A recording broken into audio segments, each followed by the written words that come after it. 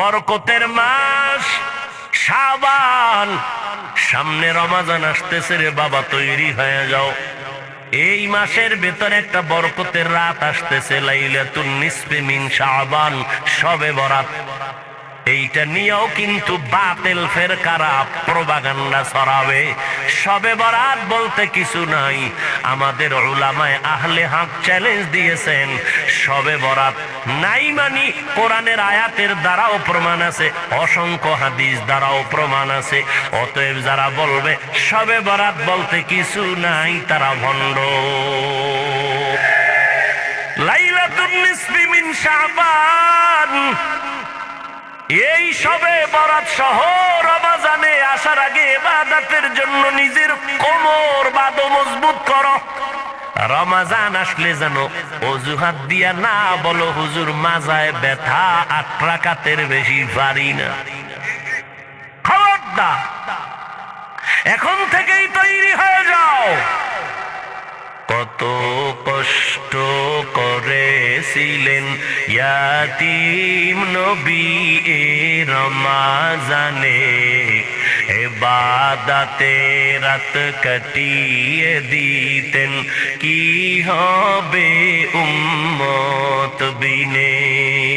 কত কষ্ট করেছিলেন ইয়াতীম নবী এ রমজানে, ইবাদতে রাত কাটিয়ে দিতেন, কি হবে উম্মত বিনে। আমরা তো সেই নবীর উম্মত, কেমনে দাও তার সিনাতে আঘাত। মরণের ভয় নাই কি তোমার, কি হবে যে শেষের গতি।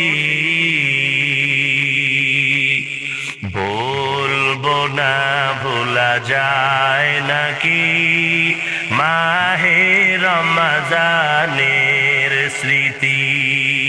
বলবো না ভোলা যায় নাকি মাহে রমজানের স্মৃতি। এ মাসের কত ফজিলত জানো কি মুসলিম জাতি। বলবো না ভোলা যায় নাকি মাহে রমজানের স্মৃতি। মাজা বাতা বাড়াইবেন রমজান আইলে। ও ভাই, তারাবি বেশি পড়লে কম সওয়াব বেশি না কম বলেন? রমজানে একটা ফরজের দাম কত? 70 গুণ বেশি। রমজান ভাই আমল করবেন না, কোন মাসে করবেন? যদি কেউ বলে আমি 8 রাকাত তারাবি পড়বো, এর বেশি না, তার সাথেও কোনো তর্ক নাই। তার যুক্তির সামনে আমি একটু যুক্তি পেশ করবো। ভাইজান, রমজান এমন বরকতের মাস, আপনি যদি 8 রাকাতই তারাবি পড়েন, কিন্তু বাকি 12 রাকাত নফলের নিয়তে পড়ে ফেলেন। আল্লাহ কয়, বান্দা তোরে আমি বানাইয়া তোর যা প্রয়োজন আমি সব অগ্রিম দেওয়ার পরেও, আমি আল্লাহ তোর প্রয়োজন মিটানোর পরেও আমি তোরে ছাড়িয়া দেই নাই। আবার রাতের গভীরে আইসা ডাকিয়া, ও বান্দা তোর কার কি সমস্যা আসেনি বল, আমি যা দিছি আরো লাগবে কিনা বল, আমি দেওয়ার জন্য রেডি। সব সময় আল্লাহ আসেন। উদউনি আস্তাজিব লাকুম, ও বান্দা তুই আমার কাছে চা, আমি তো তোর জরুরত পূরণ করে অগ্রিম দিয়া দিলাম, যা দরকার বেশি দিলাম। এরপরেও যদি লাগে চা, অতিও গভীর হয়, রজনী যখন নীরবে প্রভুর নাম জপিও তখন, প্রভুর করুণা যদি পাইবারে চাও, গভীর রাতে উঠে প্রভুর গুণগান গাও। আল্লাহ বলেন আমি প্রতিদিন এমন একটা রাত নাই, 12 মাসের এমন কোন রাত নাই যেই রাতে বান্দার প্রয়োজন মিটাবার জন্য আমি প্রথম আসমানে আসি না। গুনাহ করিয়া ফেলেছো, আলা আমি মুস্তাগফিরিন ফাগফির আলা, গুনাহ করছো ক্ষমা চা, আমি আল্লাহ তোকে পবিত্র বানায় দিব। তোর টাকা লাগবে আমার কাছে চা, তোর হায়াত দরকার আমার কাছে বল, তোর মুসিবত আসছে আমার কাছে বল, আমি ফেরেশতা দিয়ে মুসিবত থেকে হেফাজত করব। কারণ আমি আল্লাহর যত পাওয়ার আছে এই পাওয়ার আর কাউকে আমি আল্লাহ দেই নাই। আমি আল্লাহ পাক রব্বুল আলামিন তোর উপরে মুহাব্বতের নজর ফেলায় রাখছি, আমি তোরে দূরে সরাই নাই। এমনকি আমি আল্লাহ তোর দিকে সব সময় কুদরতের নজর দিয়া থাকি।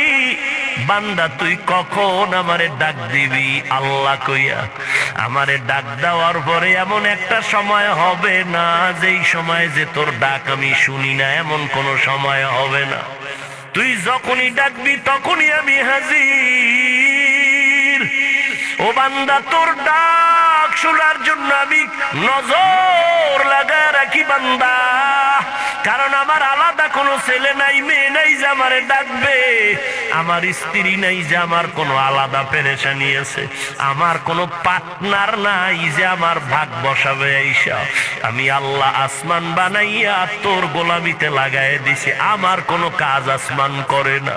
জমিনটা বানাইয়া তোর খেদমতে লাগাই দিছি, জমিন আমার কোনো কাজ করে না। সূর্যটারে বানাইয়া তোর খেদমতে লাগাই দিছি, ও সূর্য আমার আদরের বান্দার গোলামি কর, আমার বান্দার সাথে বেয়াদবি করবি না। ও নদীর মাছ তুই যদি একটু মেজাজ গরম করো, আমার দুর্বল বান্দারা তোরে ধরিয়ে নিতে পারবে না। খবরদার, আমি আল্লাহ তোরে বানাইছে আমার বান্দার খেদমতের জন্য। ওরা যখন জাল ফেলবে তুই জালের মধ্যে ধরা পড়ে যা, আমার বান্দার খেদমতে বেয়াদবি যেন না হয়। ও গরু, আমার বান্দা যখন ডাকবে তুই বান্দার খেদমতে লেগে যা। আমার আল্লাহর কিছু নাই, সব আল্লাহ আমাদের জন্য দিয়ে দিলে। আল্লাহ আমাদের জন্য বাতাস দরকার ফিরিয়ে দিয়ে দিলেন, আমাদের পানির দরকার ফিরিয়ে দিয়ে দিলেন, সূর্যের আলো দিয়া ফিরি আলো দিলেন, আবার রাতের বেলা চাঁদের আলো দিয়া ফিরি সব দিয়ে দিলেন। 1 টাকাও বিল নিলেন না। ওই সূর্যের আলো যদি বন্ধ করে দেয়, এই জমিনের কোনো ফসলে কালার হবে না, ফলের মধ্যে কালার হবে না। রাতের বেলা চাঁদের আলো যদি বন্ধ করে দেই, আল্লাহ কয় জীবনে কোনো ফসলের মধ্যে ফলের মধ্যে মজা আসবে না। সূর্যের আলো দিয়া তোর কালার দেই, চাঁদের আলো দিয়া আমি ফল ফসলে মজা বাড়ায় দেই। যেই চাঁদের আলোটা আমের মধ্যে বেশি লাগবে দেখবি ওই আমটা মিষ্টি বেশি। ও বান্দা, যেই আমের মধ্যে চাঁদের আলো কম লাগবে দেখবি ওই আমটা মিষ্টি কম। সূর্যের আলো যেই আমে বেশি লাগবে দেখবি ওই আমটা বেশি কালার। যেই আমে সূর্যের আলো কম ওই আমে দেখবি কালার কম। আমি আল্লাহ সব বান্দা তোরে দিয়ে দিলাম। বাতাস আমার হুকুমে চলে, তোর গোলামিতে দিয়ে দিলাম। জঙ্গলের প্রাণীগুলো তোর গোলামিতে দিয়ে দিলাম। খোলা আকাশের মধ্যে পাখি উড়ে কেউ ধরতে পারে না, আমি আল্লাহ তাও আমার বান্দার গোলামিতে পরিণত করিয়া দিলাম। ও বান্দা, তোর যা দরকার সব দিয়ে দিলাম, চাওয়ার আগে দিলাম। রাতের বেলা একটু আরামে ঘুমাবি, আমি আল্লাহ তোর মাথার নিচে বালিশ বানানোর জন্য তুলা গাছের আয়োজন করে দিলাম। ও বান্দা, আমি আল্লাহ তোর আরামের ব্যবস্থা করে দিলাম। আমি আল্লাহ পাক রব্বুল আলামিনের পর তোরে দিয়ে টিয়া আমি সইরা যাই নাই, আমি তোর সামনেই আছি। তুই কোথায় যাবি এমন একটা জায়গা নাই যেখানে আমি আল্লাহ নাই। ফাআইনা মা তুআল্লু ফাসাম্মা ওয়াজহুল্লাহ। ও বান্দা, তুই যেদিকেই তাকাবি সেদিকেই তো আমি হাজির। আমি আল্লাহ তোর একটা সেকেন্ডের জন্য ভুলি নাই। আমি আল্লাহ তো তোর দিকে মোহাব্বতের নজর লাগায় রাখছি।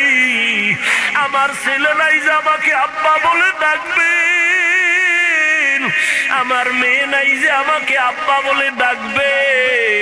আমি বড় আদর করে তোদের বানাইছি। তাকাইয়া দেখছো নি কত বিশাল আসমান, জমিন থেকে 500 বছরের দূর। এক একটা আসমান 500 বছরের মতো মোটা। এইভাবে আমি আল্লাহ 7টা আসমান বানায় রাখছি। এক আসমান থেকে আর এক আসমানের মাঝখানে মহাশূন্য 500 বছরের দূর।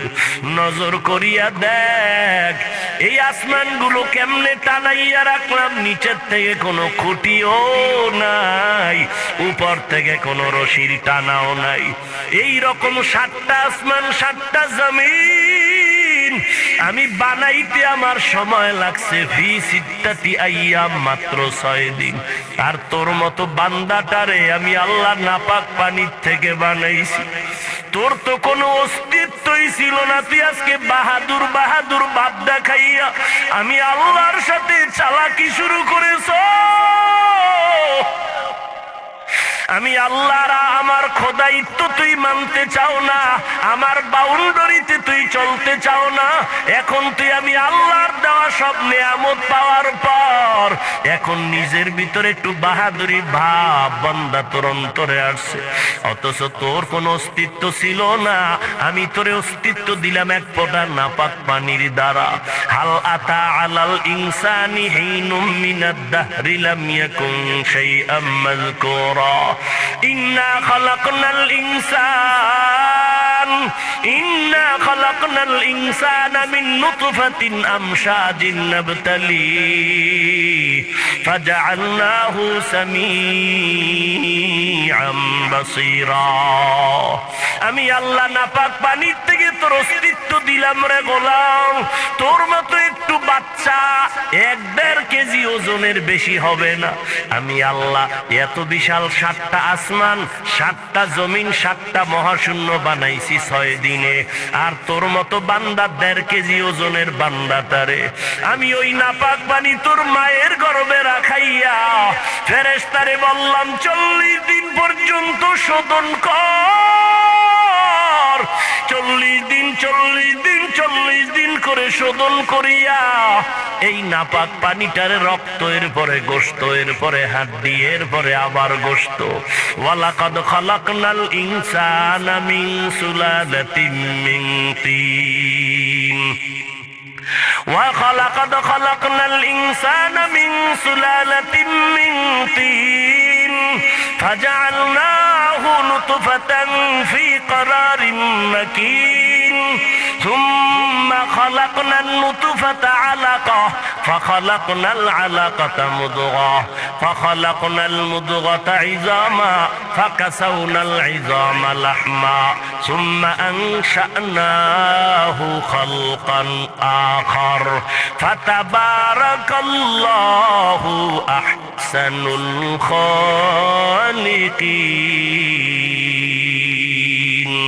আমি আল্লাহ তোরে নাপাক পানির থেকে আস্তে আস্তে বানাইয়া আমি আল্লাহ আসমান জমিন বানাইতে সময় নিলাম 6 দিন।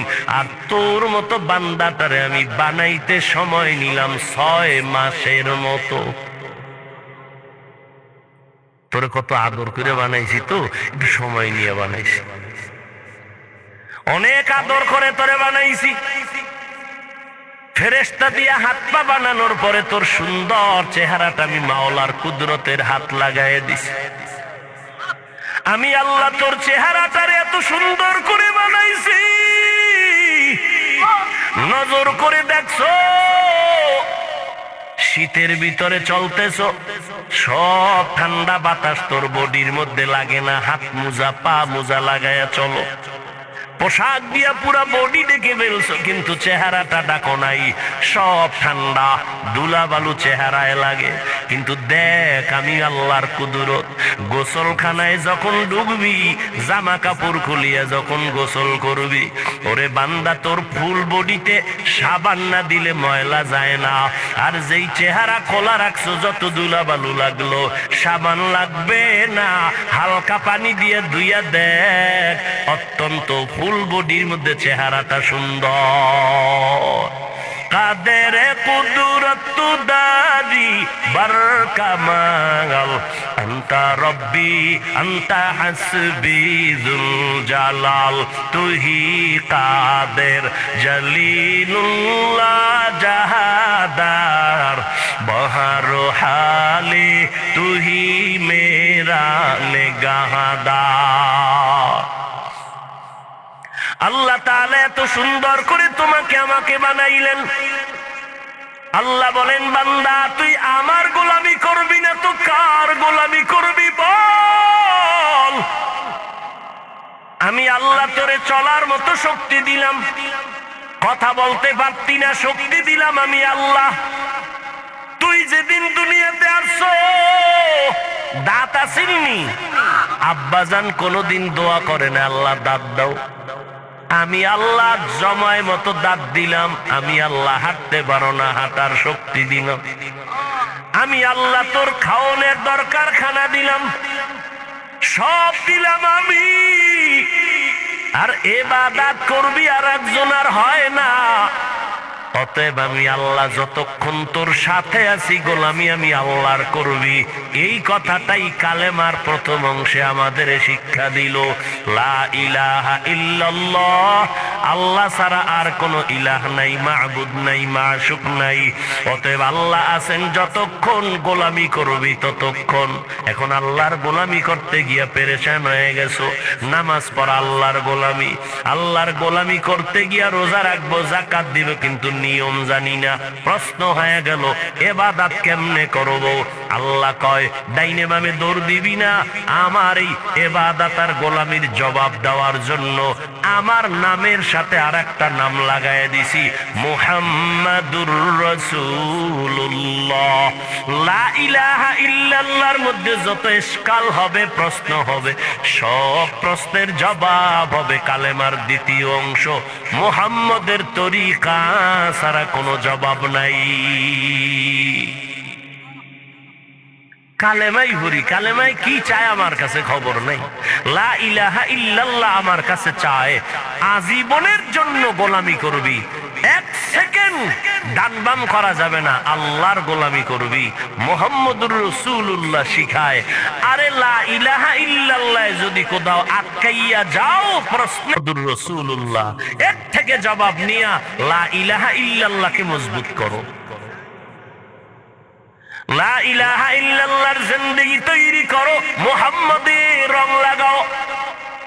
আমার নবীর আদর্শের বাইরে কোনো আদর্শ মানা যাবে না, কারণ দুনিয়ার সকল আদর্শগুলো নাপাক। একমাত্র আমার মদিনার নবীর আদর্শই হলো পাক। আমার নবীর আদর্শের মতো পবিত্র কোনো আদর্শ নাই রে ভাই। সাউন্ড বাড়া। আমার নবীর আদর্শ কেমন পাক। নবী যখন মক্কা নগরীতে এসেছিলেন, মক্কার মাটি না পাক, মানুষ না পাক, চূড়ান্ত চরিত্রহীন মানুষ। আমার নবীর আদর্শ পাইয়া মক্কার চরিত্রহীন মানুষ এত দামি হয়ে গেল, আল্লাহ নিজে তাদেরকে নগদ জান্নাতের টিকিট পাঠিয়ে দিয়েছেন। জান্নাতের নকল টিকিট পেয়ে গেলেন 10 জন সাহাবা। এর মধ্যে প্রথম সিরিয়ালের নাম কার? কথা কয় না। আবু বকরের জীবনীটা পড়ে দেখেন। জান্নাতের টিকিট পাওয়ার পর আবু বকরের হালাত পাল্টে গেল, ইবাদত বাড়ায় দিল। মায়ার নবী বলেন, আমি একদিন রাতের গভীরে হুজরা থেকে বের হয়ে শুনি নববীর মধ্যে মসজিদে কান্নার আওয়াজ। নজর লাগায় দেখি আবু বকর তাহাজ্জুদে দাঁড়ায় কাঁদতেছে। মায়ার নবী বললেন, আবু বকর আপনি কেন নামাজে কাঁদলেন? আবু বকর বলে, নবী কান্নার কারণ হলো হাসরের ময়দানের ভয়ের কথা মনে পড়েছে। আমার আল্লাহ বলেছেন, আম্মা মান খাফা মাকামা রাব্বিহি ওয়া নাহান নাফসা আনিল হাওয়া ফাইন্নাল জান্নাতা হিয়াল মাওয়া।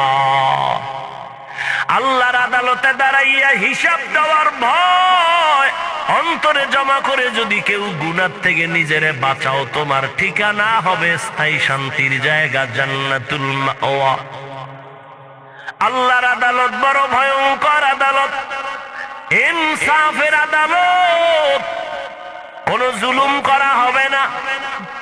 আল্লাহর আদালত বড় ভয়ঙ্কর আদালত। আম্মা জান আয়েশা রাদিয়াল্লাহু আনহা বলতেছেন, একদিন তাকায় দেখি মায়ার নবী আমার হুজরায় বসে বসে কান্না করে। ও পর্দার আড়ালের আম্মা জানেরা আসেনি? হ্যাঁ, এরে আম্মা জানেরা, আপনারা নবীদের মা, সাহাবায়ে কেরামের মা, আউলিয়ায়ে কেরামের মা, হাফেজে কোরআনের মা। এরে আম্মা জান, আপনারা আয়েশা রাদিয়াল্লাহু আনহার মতো নারী, ফাতেমা রাদিয়াল্লাহু আনহার মতো নারী, খাদিজা রাদিয়াল্লাহু আনহার মতো নারী। এই জমিনে যত ভালো সন্তান আছে সব মায়ের অবদানের কারণেই আছে রে মা। ও আম্মা জানেরা, এই জমিনে যত ভালো ভালো সন্তান সব আপনাদের কারণেই। কারণ গাছ ভালো হলে ফল ভালো হবে, মায়ের আদর্শ যদি ভালো হয় তো সন্তান ভালো হবে। ওসি সাহেবের ব্যবহার ভালো, এসপি সাহেবের ব্যবহার ভালো, ডিসি সাহেবের ব্যবহার ভালো, চেয়ারম্যান মেম্বারের ব্যবহার ভালো। খোদার কসম করে বলবো, তদন্ত করে দেখো, এই ভালোর পেছনে খুঁজে দেখবা মায়ের জীবনের অবদান। এসপি সাহেব ছুটি নিয়ে বাড়ি গেছে, আম্মা জান খানা খাওয়াইতে বসাইয়া ফাঁকে ফাঁকে কিছু বয়ান দেয়। যেদিন এসপি সাহেব অফিসে যাবে, মা ডাক দিয়া কয়, রে বাবা, আল্লাহ তোরে সম্মানের চেয়ারে বসাইছেন, আমি মা একটা দাবি করব, মানবিনি? এসপি সাহেব কয়, আম্মা মানবো বলো। মা বলে, কোন দিন মরে যাই বলা যায় না, পারলে দোয়া করিস। তবে আমার একটা দাবি, সম্মানের চেয়ারে যতদিন বলবি কোনদিন হারাম টাকা খাবি না। কে কয়? মা। আর একটা দাবি, গরিবের উপরে জুলুম করবি না। এসপি সাহেব কয়, মাগো, আমার রক্ত দিয়া হলেও তোমার এই দাবি আমি পূরণ করব। চেয়ারের মধ্যে বসার পরে যখনই দেখে টাকার বস্তা, মায়ের কথা মনে ভরে গেছে। তাড়াতাড়ি আমার চোখের আড়াল কর, তোরাও যদি এর মধ্যে হাত দাও তোদের বিচারের কাঠ গড়ায় নিব। গরিবের উপরে জুলুম করে না। মায়ের উপদেশ কলিজার আপন বানাইয়া এই জমিনের মধ্যে চেয়ারম্যানের ব্যবহার ভালো, এসপির ব্যবহার ভালো। এরে আম্মা জানেরা, আপনারা যদি একটু সতর্ক থাকেন, সন্তানগুলো আদর্শওয়ালা হয়ে যাবে। আপনার সন্তানকে ডাক্তার বানাবেন, আমি কলিজা ভরে দোয়া করি, আলহামদুলিল্লাহ। ইঞ্জিনিয়ার বানাবেন, প্রফেসর বানাবেন, কোনো বাধা নাই। কিন্তু অনুরোধ করে গেলাম, বেয়াদব যেন না হয়। আপনার সন্তানের আচরণে যেন আলেম ওলামারা কষ্ট না পায়। আপনার সন্তানের ব্যবহারে যেন এলাকার কোনো মুরব্বীরা কষ্ট না পায়। আপনার সন্তানের আচরণে যেন অন্য সন্তান নষ্ট হয়ে না যায়। এর পেছনে আপনার যথেষ্ট পরিমাণ ত্যাগ আর অবদান থাকতে হবে। সন্তানটারে আদর্শওয়ালা বানান, কোরআন শরীফটা শিখায় দেন, 5 বেলার নামাজের জন্য তালিম দেন। এরে আম্মা জান, দেখবেন আপনি মরিয়া গেল, সন্তান ডাক্তারি করবে, কোরআন পড়ে মায়ের জন্য দোয়া করবে। আপনার সন্তানের ব্যবহার দেখলে এলাকার মানুষ শুধু সন্তানের জন্য দোয়া করবে না, সন্তানের মায়ের জন্য সবাই কলিজা ভরে দোয়া করবে। ও যুবক, কয়দিন আর যৌবনের বাহাদুরি করবারে বাবা? আল্লাহর মোহাব্বত নিয়া এখনো কেন সামনে আগাও না? আমার আল্লাহকে ফাঁকি দিয়া কই যাইবা? আমার আল্লাহকে ফাঁকি দিয়া যাওয়ার কোনো রাস্তা নাই রে বাবা। রাস্তা দুইটা, একটা জান্নাতের আর একটা জাহান্নামের। জান্নাতের রাস্তা বাদ দিয়া যেদিকেই যাবা সেদিকেই দেখবা শুধু জাহান্নামের আগুন জ্বলে আর আগুন জ্বলে। কোথায় যাইতেছ রে যুবক? জাহান্নামের একটা সেকেন্ডের আযাব আর গরম সহ্য করতে পারবি নি রে বল? সূর্যের গরম সহ্য করা যায় না। দুনিয়াতে যত আগুনের গরমের থেকে 69 গুণ গরম হবে জাহান্নামের আগুনের গরম। ও নবীর উম্মতের দল, আম্মা জান আয়েশা রাদিয়াল্লাহু আনহা বলেন, নবী কাঁদতেছেন। আমি জিজ্ঞাসা করলাম, নবী হুজরায় বসে কেন কাঁদেন? আমি আয়েশা কোনো বেয়াদবি করেছি? নবী বলেন, আয়েশা কেন বেয়াদবি করবেন? আম্মা জান আয়েশা বলে, নবী আমার বয়স তো অনেক কম, 6 বছর বয়সে আপনার সাথে আমার বিয়ার বন্ধন হলো। আমি আয়েশার 9 বছর বয়সে আপনার ঘরে আসছি। ও পর্দার আড়ালের আম্মা জানেরা, আম্মা জান আয়েশা রাদিয়াল্লাহু আনহার 6 বছর বয়সে নবীর সাথে বিবাহের বন্ধন হলো। 9 বছর যখন বয়স, তখন আম্মা জান নবীর ঘরের মধ্যে আসলেন। আম্মা জানের বয়স যখন 18 হয়ে গেল, আমার নবী দুনিয়ার থেকে বিদায় নিয়ে চলে গেলেন। এবার হিসাবটা বুঝলে বলেন, আমার আম্মা জান নবীর ঘর করলেন কত বছর? খুশ নাই, হুশ নাই। কয় বছর? 6 বছর বয়সে নবীর সাথে বিবাহ, 9 বছর বয়সে নবীর ঘরে গেলেন, 18 বছর বয়সে নবী দুনিয়ার থেকে চলে গেলেন। নবীর ঘর করলেন মাত্র 9 বছর। 18 বছরের একজন নারী, আমার দেশে তো অনেক 18 বছরের বোনের বিয়েই হয় না, অথচ আম্মা জানের 18 বছর বয়স, নবী চলে গেলেন, নবীর সোহবত পাইলেন মাত্র 9 বছর। ওই 9 বছরে আম্মা জান আয়েশা কি বরকত পাইছেন জানেননি? আম্মা জান শুকর আদায় করে বলে, আল্লাহর শুকর, মদিনার নবীর 9 বছর ঘর করে আল্লাহ তাআলা আমার এমন বরকত দান করেছেন। আমি 18 বছরের নারী, 9 বছর নবীর ঘরে থাকিয়া 2000 উপরে হাদিস আমি মুখস্থ করে হাফেজা হয়ে গেলাম। কয় হাজার? এরে আম্মা জান, আপনি কয় পারা কোরআনের হাফেজা হয়ে গেলেন? কয়টা হাদিস পারলেন? লাগবে না আপনার হাদিস মুখস্থ করা। ফজরের নামাজের পরে সূরা ইয়াসিনটা তেলাওয়াত করবেন, যোহরের নামাজের পরে সূরা রহমানটা তেলাওয়াত করবেন। ও যুবক, শুধু নারী না, তুমিও করিও। ফজরের নামাজের পরে সূরা ইয়াসিন, যদি সময় থাকে সূরা মুজাম্মিল পড়িও। এরপরে যোহরের নামাজের পরে সূরাতুর রহমান, সময় থাকলে সূরা ফাতাহ তেলাওয়াত করিও। আসরের নামাজের পরে সূরা নাবা, যদি সময় থাকে রে বাবা সূরা দোকানটাও পড়িও। মাগরিবের নামাজের পরে সূরাতুল ওয়াকিয়া, সময় থাকলে আরেকবার সূরা মুজাম্মিল পড়িও। এশার নামাজের পরে রে বাবা সূরা মুলুক তেলাওয়াত করো। পারলে সূরা ইয়াসিনটা রাতের বেলা আরেকবার পড়ি। দিনের বেলা সূরা ইয়াসিন পড়লে ফলাফল একরকম, রাতের বেলা সূরা ইয়াসিন পড়লে ফলাফল ভিন্ন রকম। দিনের বেলা সূরা মুজাম্মিল পড়ার ফলাফল আলাদা, রাতের বেলা সূরা মুজাম্মিল পড়ার ফলাফল আলাদা।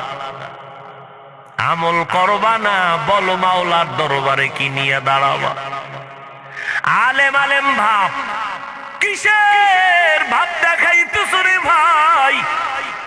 সাহাবায়ে কেরামদের থেকে বড় ইলমওয়ালা তো কেউ হতে পারবে না, সাহাবায়ে কেরামদের মতো বড় আমলওয়ালা কেউ হতে পারবে না, সাহাবায়ে কেরামদের মতো তাকওয়াওয়ালা কেউ হতে পারবে না। এত ইলম, এত আমল, এত তাকওয়ার পরেও তারা ইবাদতে কমতি করেন নাই। আবু বকর নামাজে দাঁড়াইয়া কাঁদতেছেন, বকর জান্নাতের টিকিট দিছেন, আবার কেন কান্না করেন? আবু বকর বলে, নবী, যে আল্লাহ দয়া করে টিকিট দিয়েছেন, ওই আল্লাহ যদি টিকিট ক্যান্সেল করে দেয় আমি জাহান্নামে যেতে হবে। কারণ আপনি বয়ান করে বলেছেন কিয়ামতের ভয়ঙ্কর হালাত এত কঠিন, নারী আর পুরুষ সবাই হাসরের মাঠে উঠবে উলঙ্গ, কেউ কারো দিকে তাকানোর সময় পাবে না, সূর্যের গরম, অপর দিকে জাহান্নামের আওয়াজ, আমার আল্লাহ তাআলার রাগান্বিত আওয়াজ। নবী বলেন এমন কঠিন হবে। আম্মা জান আয়েশা বলে, নবী কাঁদেন কেন? বলে হাসরের ময়দানের ভয়। যেই নবীর কোনো গুনাহ নাই সেই নবী কান্না করে, এর নাম ঈমান। আল্লাহ কয় জান্নাত পাবে 4 গুণওয়ালা। 1 নাম্বার গুণের নাম ঈমান, 2য় গুণের নাম নেক আমল। এই 2টা গুণ অর্জন করলেই জান্নাত পাওয়া যাবে না। এই হাজী সাহেব, পীর সাহেবের মুরিদেরা, তাবলীগওয়ালারা, ঈমানও আছে আমলও আছে, জান্নাত কিন্তু এখনো ওকে হয় নাই। আরো 2 দায়িত্ব আছে, যেই 2 দায়িত্ব বান্দার হক। অন্যকে ঈমান আমলের দাওয়াত দেওয়া লাগবে, শুধু দাওয়াত দিলে হবে না, যারা ঈমান আমলের বিরোধিতা করে তাদের বাধা দেওয়া লাগবে। ওয়াল আসরে সূরাটা পড়ে দেখো, বাহাদুরি করো পাগড়ির, কোন বাহাদুরিতে কাজ হবে না রে বাবা। কত পাগড়িওয়ালা, কত বুজুর্গ অন্যকে দাওয়াত না দেওয়ার কারণে জাহান্নামে যাবে। এখন অন্যকে দাওয়াত দিবেন, অন্য বলতে কে? বলে অন্য বলতে প্রথম সিরিয়ালে হলো আপনার আহাল সন্তান স্ত্রী, এরপরে যদি সময় থাকে প্রতিবেশী, এরপরে যদি সময় থাকে আপনার উম্মত। নিজের চিন্তা নাই, মাইয়া বলার চিন্তা নাই, উম্মত লয়ে মরে, আর একজনের মাইয়া বলা লয়ে মরে। অমুকের ছেলে নামাজ পড়ে না, নিজের দাড়ি নেই, টুপি নেই, খবর নাই, ইমাম সাহেবের ভাগিরি নিয়ে মরে। ইয়া আইয়ুহাল্লাযীনা আমানু কু আনফুসাকুম ওয়া আহলিকুম নারা ওয়াকুদুহান নাস ওয়াল হিজারা عليها ملائكة غلاظ شداد لا يعصون الله ما أمرهم ويفعلون ما يؤمرون।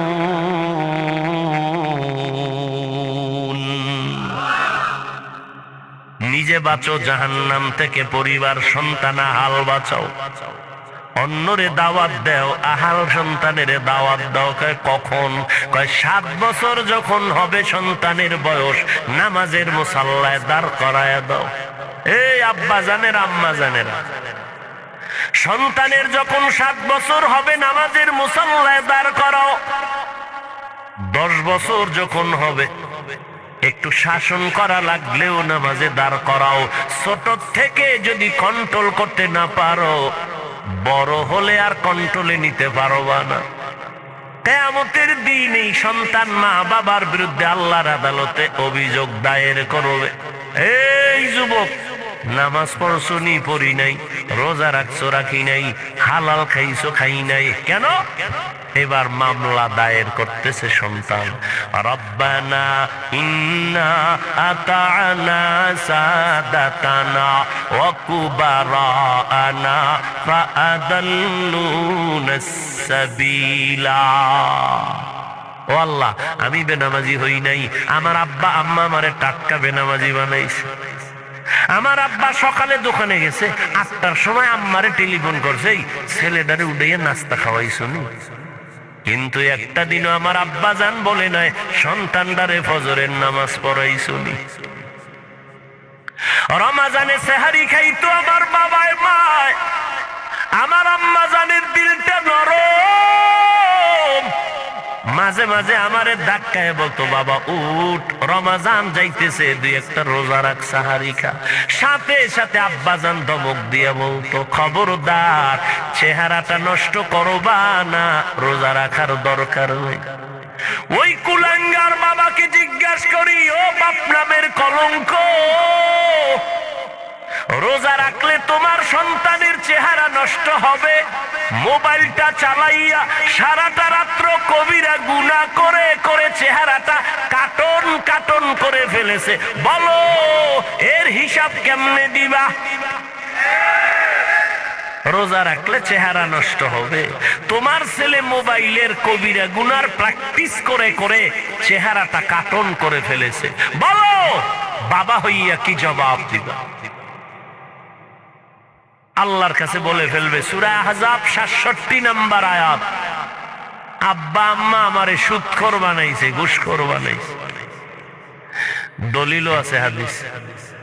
ক্বালান নবী সাল্লাল্লাহু, বাক্কাই নাই এখনো, খুব কষ্ট হইতেছে কথা বলতে, শেষ দিক সীমানায় না যায় শেষ করি কেমনে?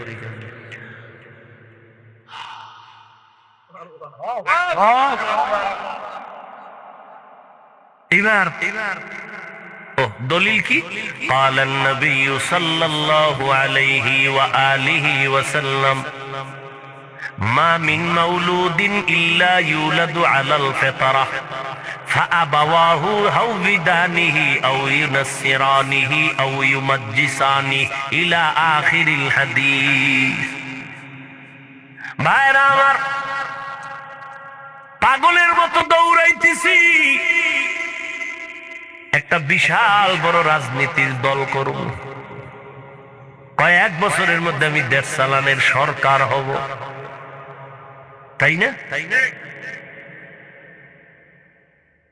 আমি সরকার হব, এই জন্য চিল্লাইতেছি নাকি? আন্দাজে ঠিক। পায়ে ধরে ধরে ধরে ধরে সারা দেশের মানুষকে বুঝাই, ও যুবক, কেন এত বৈপরীত্য ভাব, কেন এত দূরত্ব রে বাবা? তোমার আমার কালেমা এক, কোরআন এক, আল্লাহ এক, নবী এক, কাবা এক, ধর্ম এক।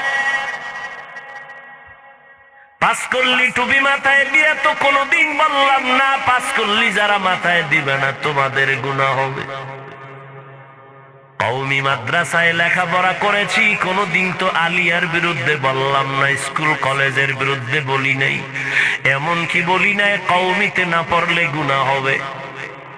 আল্লাহ ওয়ালার কাছে যাই, পীরের কাছে যাই, তাবলিগে যাই, কোনোদিন তো বলি নাই আল্লাহ ওয়ালার কাছে না গেলে গুনাহ হবে, তাবলিগ না করলে গুনাহ হবে।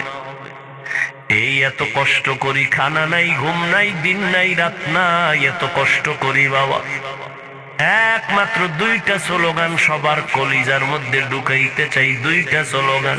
ও জাতি, জমিনে যতদিন বেঁচে থাকবা গোলামি করবা আমার আল্লাহর, দুনিয়াতে যতদিন বেঁচে থাকবা আদর্শ মানবা মদিনাওয়ালা নবী।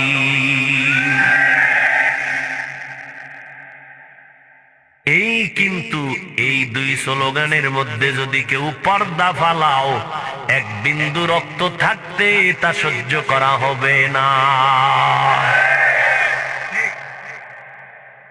এক বিন্দু সহ্য করা হবে না রে ভাই। আল্লাহ নিয়ে, কালেমা নিয়ে, ইসলাম নিয়ে, কোরআন নিয়ে, হাদিস নিয়ে, মদিনা নিয়ে কথা বলবা, বিন্দু ছাড় দেওয়া হবে না। এই জমিনে আমরা আহলে হক বেঁচে আছি, বাতিলের কোনো দিন এই ময়দানে নামতে দেয়া হবে না।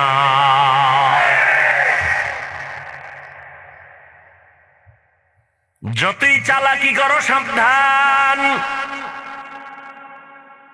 অনুরোধ করে বলছি রে যুবক, আমি তো কোনো দল করি না যে তুমি আমার উপরে একটা ছুরি মারো বা একটা আঙ্গুলের টার্গেট করো, বা যে উনি বোধহয় দল করার জন্য, নিজের দল গুছানোর জন্য স্লোগান দেয়। আমি আহলে হকদের যত নাম নেই সবার নাম নেওয়ার চেষ্টা করি। একচেটিয়া কিছু বলি না, দিল থেকে সবাইকে মোহাব্বত করার তাগিদেই কথা বলি। কিন্তু খবরদার, আমার বিরোধিতা যত করো, বিন্দু থেকে বিন্দু কোনো জবাব নাই, আফসোস নাই। তবে আল্লাহ নিয়ে, ইসলাম নিয়ে, কোরআন হাদিস নিয়ে, নবী নিয়ে কথা বললে এই বিষয়ে জবানকে বন্ধ রাখা যাবে না। কারণ আমরা বাতিলের গোলাম না, আমরা বানরের বংশধর না, আমরা আদমের বংশধর।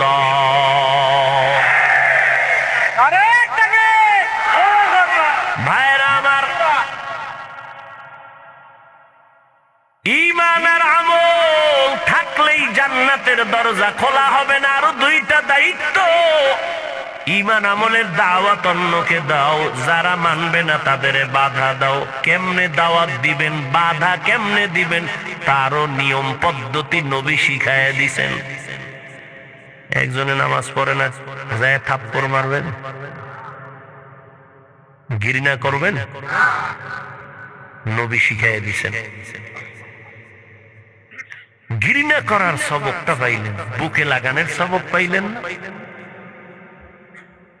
এই আমাদের বিরুদ্ধে ইচ্ছা রকম বলতেছেন, লেখতেছেন, গালি দিচ্ছেন। আচ্ছা, আপনি নবীর উম্মত হইয়া আল্লাহর কাছে তাহাজ্জুদ করে হেদায়েতের দোয়া করছেন কয়বার? এই নিয়ে আপনি মুসলমান, এই মুসলমানিত্ব শিখলেন। সালাম না দেওয়াটাকে নিজের বরাত্ব বানিয়ে দিলেন। অথচ আবু বকর আর ওমর দুইজনার ভেতরে প্রতিযোগিতা, কে কার আগে সালাম দিবে। ওমর কয় আজকে আমি আগে সালাম দিব, কিন্তু ইন্তেকাল হওয়া পর্যন্ত আবু বকরের আগে ওমর সালাম দিতে পারে নাই। একদিন আম্মা জান আয়েশা নবীরে জিজ্ঞাসা, নবী আপনার মহব্বতের সাহাবায়ে কেরামদের মধ্যে আমলের লাইনে কে কি পরিমাণ আগায় গেছে? আম্মা জান আয়েশা ভাবলেন বোধহয় আব্বা জানের নাম কইব। নবী কয় ওমর। বলে কেমন? আকাশে যেই পরিমাণ তারকা দেখো, এর থেকেও ওমরের আমল অনেক বেশি। আহা, আব্বা জানের নামটা কইল না। মহিলা মানুষ, মনটা ছোট হয়ে গেল। না, জিগেই দেখি আমরা আব্বার খবর কি। ও নবী, আমার আব্বা জান আবু বকরের খবর কি? বুঝি না, জিগেইলে কইতেন না। নবী বলেন, ও আয়েশা, আবু বকরের কি কথা বলবো? আবু বকরের 2 দিনের কোরবানির এত দাম, 2 দিনের 2টা কোরবানির আমলের এত দাম। ওমর না, ওসমান না, আলী না, সব উম্মতের নেক যদি এক পাল্লায় দাও, আমার আবু বকরের 2 দিনের কোরবানির নেকের পাল্লা ভারী হয়ে যাবে। মাত্র 2 দিনের নেক আমল, জান্নাতি সাহাবী। আর আপনারা একটু টিকিট পাইছেন নি ঘুমের ভিতরে জান্নাতের? এত ভাব, সালাম দেয়ও না, দিলেও নেয় না। আহা, লাঠি মারার গুণটা অর্জন করতে পেরেছো তুমি, এই নাকি মুসলমান? আর এক মুসলমানের কল্যাণ মেনে নিতে পারো না। তোমার এক মুসলমান ভাই ব্যবসায় লাভবান হবে, সইতে পারো না। তুমি কেমন মুসলমান? তোমার এক মুসলমান ভাই সম্মানের চেয়ার বসবে, তুমি মেনে নিতে পারো না। তুমি কেমন মুসলমান? নাস্তিকেরা মাথা গরম করে, হুজুরেরা কেন হেলিকপ্টারে দৌড়ায়? নাস্তিকদের মুখে জুতা লাগাইয়া বলবি, রে নাস্তিক, জুতা লাগাইবি কি? ও নাস্তিকের আগেই মুসলমানের শান্তি গরম হয়ে গেছে। তুমি মুসলমান হইয়া তুমি পাগলের মতো করতেছো, সইতে পারো না। অথচ তুমি মুসলমান হইয়া বলা দরকার ছিল, এই নাস্তিকেরা, আমরা মুসলমান জাতি ওরে কোরআন পড়লে, হাদিস পড়লে, মদিনার আদর্শ মানলে, মাদ্রাসায় পড়লে আমার আল্লাহ কুদরতের দ্বারা এমনি ভাবে সম্মান দান করেন। হুজুরে বাবার টাকা দিয়া কপ্টারে দৌড়ায় না, আমার মাওলা মাদ্রাসায় পড়ার কারণে, কোরআন পড়ার কারণে, সুন্নত মানার কারণে আমার আল্লাহ এইভাবেই ওলামাদেরকে সম্মান দান করে। তুমি নাস্তিকেরে থামাবা না আমি তোমারে থামাবো? কেমন মুসলমান হয়েছ? গালি দিলা 1000 বার, হেদায়েতের দোয়া করলা না একবার? কই মদিনার আদর্শ? আসলে আমগো বুঝতে বাকি নেই, তোমরা মদিনার আদর্শ চাও না, তোমরা কাদিয়ানীদের মতো মওদুদিবাদ কায়েম করতে চাও। ইনশাআল্লাহ যতদিন বেঁচে থাকবো এই সোনার বাংলার জমিনে আহলে হকরা যতদিন আছেন ইনশাআল্লাহ আমাদের সন্তানেরা থাকবে। হাটহাজারীর হুজুর, হাফিজি হুজুর, পীরজি হুজুর রাহমাতুল্লাহ আলাইহি, ও বাবা সমস্ত উলামায়ে কেরামরা আজীবন বাতিলের বিরুদ্ধে কথা বলেছেন। আমরা তাদের সন্তান, আমরাও বলছি, আমাদের সন্তানেরাও বলবে, জীবন যাবে বাতিলের সামনে কোনো আপোষ করা হবে না।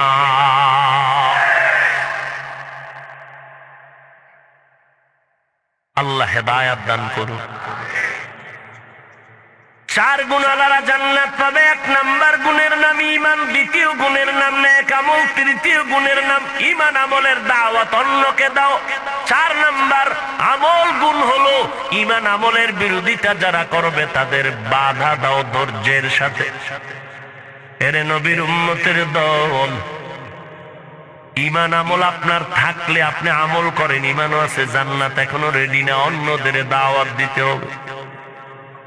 দাওয়াত দিয়েও শেষ করা যাবে না। আপনার ঘরের মধ্যে যদি গান বাজে বন্ধ করতে হবে। আপনার সন্তান যদি নামাজ না পড়ে নামাজ পড়াইতে হবে, বিরোধিতা করলে বাধা দিয়ে ফিরাইতে হবে।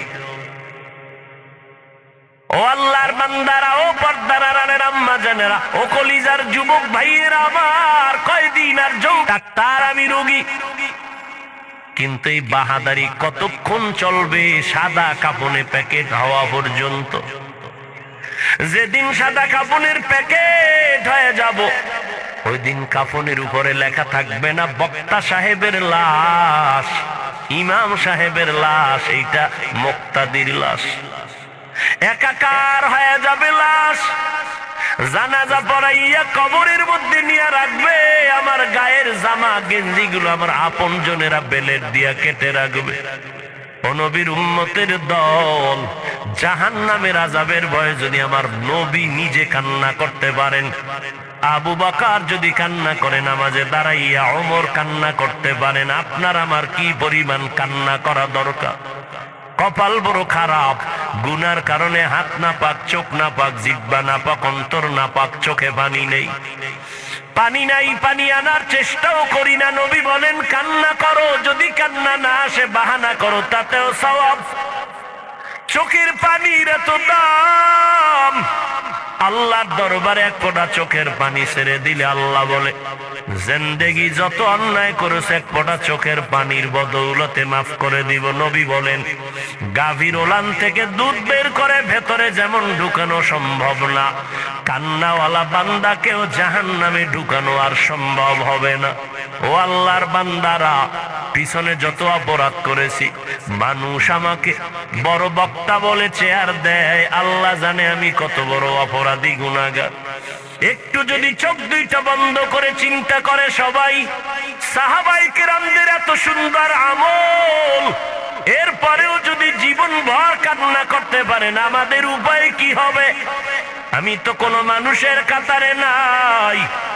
যদি এই অবস্থায় তওবা না করে কবরে যাই, ওই কবর আপনার আমার জন্য জাহান্নামের গর্ত হয়ে যাবে। ও আল্লাহর বান্দা, এই কবরে কে পীর, কে মুরিদ, কে বক্তা, কে শ্রোতা, কোনো ভেদাভেদ হবে না। সবার বেলায় 3টা প্রশ্ন করা হবে। ও আল্লাহর বান্দারা, জবাব যারা দিতে পারবে তারা জান্নাত পাবে, যারা পারবে না জাহান্নামের আগুনে গ্রেফতার হয়ে যাবে।